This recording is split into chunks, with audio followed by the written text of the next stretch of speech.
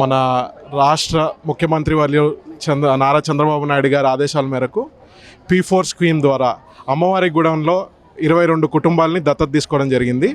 వాళ్ళకి ఆల్రెడీ మేము బర్రెలు, గొడ్లు, పుష్ కార్ట్స్ అండ్ సైకిల్స్ ఇవ్వడం జరిగింది.